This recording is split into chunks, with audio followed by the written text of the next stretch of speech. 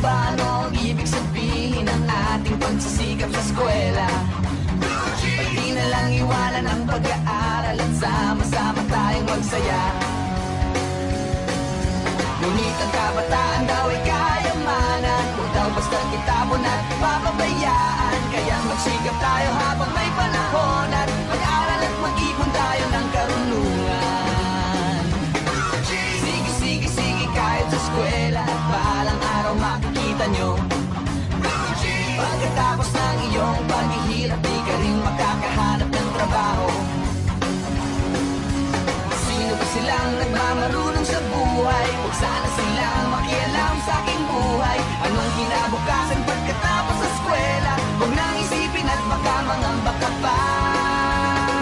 Kay tagal-tagal ko nang nag-aaral, tingnan mo kubas ng aking maong.